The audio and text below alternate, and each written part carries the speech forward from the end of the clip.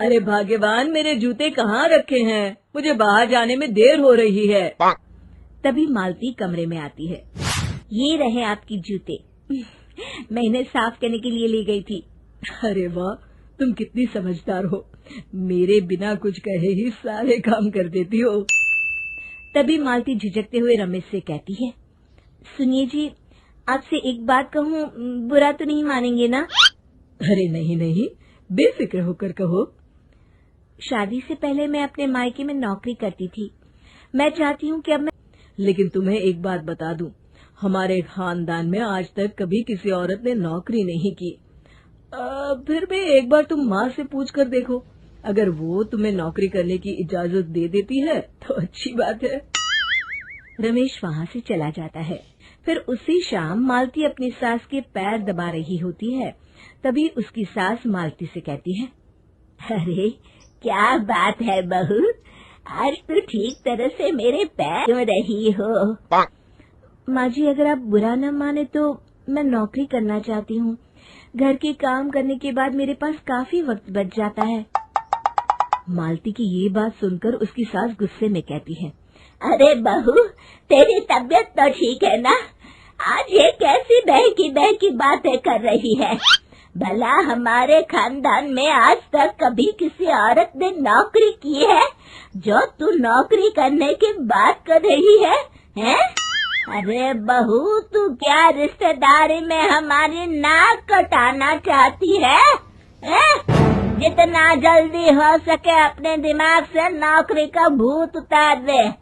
और अब जा, जल्दी से रसोई में जा, खाना बनाने का वक्त हो रहा है। मालती मन मार कर खाना पकाने के लिए जब देखूंगी। ला बता, कहाँ दस्तखत करूं?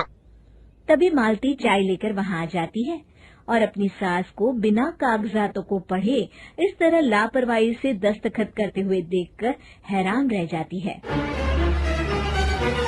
अच्छा माँ जी, अब मैं चलता हूँ, फैक्ट्री में बहुत काम है। फिर दिवाकर वहाँ से चला जाता है। कुछ दिनों बाद मालती बाजार में कुछ सामान खरीद रही होती है। तभी एक बूढ़ा आदमी उसे आवाज देता है, अरे मालती बेटी, कैसी हो? मुझे पहचाना? मैं तुम्हारी कंपनी में मुनीम का काम करता हूँ। हाँ चाचा जी, मैं आपको बिल्कुल पहचानती हूँ। कहिए, कैसे हैं आप? मैं तो ठीक हूँ। कंपनी में कुछ भी ठीक नहीं चल रहा, यहाँ तक कि हमें ठीक वक्त पर तनख्वाह भी नहीं मिलती। ये आप क्या कह रहे हैं? अब क्या बताऊं, आप लोग तो कभी हिसाब किताब देखने दफ्तर आते नहीं। मेरी मानो तो एक बार आप लोग दफ्तर आकर सारा हिसाब किताब देख लो, आपको असलियत पता चल जाएगी। अच्छा बेटी, अब मैं चलता हूँ, देर हो रही है। फिर वो बूढ़ा वहाँ से चला जाता है। वहीं दूसरी तरफ मालती घर पहुंचकर अपनी सास को सारी बात बताती है। तभी वहाँ रमेश भी आ जाता है, लेकिन मालती की सास मालती की किसी भी बात पर विश्वास नहीं करती।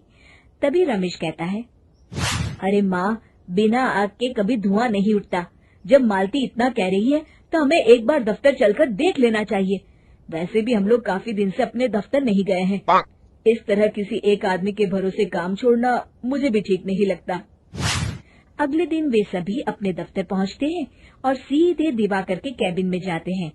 अचानक सबको एक साथ देखकर दिवाकर चौंक जाता है। अरे माँ जी, आप सब लोग अचानक यहाँ कैसे आ गए?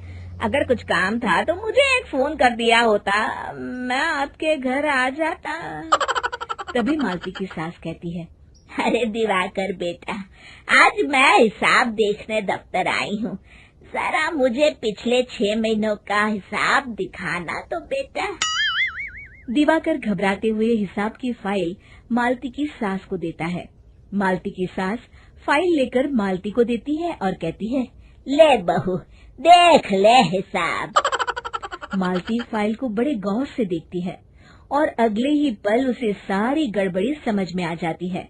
वो अपनी सास से कहती है, माँ जी, मुनीम चाचा बिल्कुल सही कह रहे थे। हमारी कंपनी में पिछले 6 महीनों में जितना मुनाफा हुआ है, हमें उसका आधा पैसा भी नहीं मिला। यूँ समझ लीजिए कि 1 रुपये में सिर्फ चवन्नी ही हमारे हाथों में आई है। मालती की बातें सुनकर मालती की सास गुस्से से दिवाकर को पूछती है, क्यों दिवाकर, मेरी बहू जो कह रही है वो सच है? दिवाकर समझ जाता है आज उसका भांडा फूट चुका है। वो गिड़गिड़ाते हुए कहता है, मुझे माफ कर दीजिए माँ जी, मैं पैसों के लालच में अंधा हो गया था। अरे वाह दिवाकर, तू तो एक नंबर का चोर निकला। इतने दिनों से मैं तुझ पर आंख बंद करके भरोसा करती रही और तू मुझे ही चुना लगाता रहा। अभी के अभी निकल यहाँ से और दोबारा अपनी शक्ल मत दिखाना। दिवाकर वहाँ से भाग जाता है। मालती की सास मालती को शाबाशी देते हुए कहती है, बहू, आज मैं समझ गई कि पढ़ाई लिखाई हमारी जिंदगी में कितनी जरूरी है। मैं बहुत किस्मत वाली हूँ जो मुझे तुझ जैसी बहू मिली है। शिक्षा, पढ़ाई लिखाई का इस्तेमाल सही जगह करके हम दुनिया में बहुत कुछ बदल सकते हैं।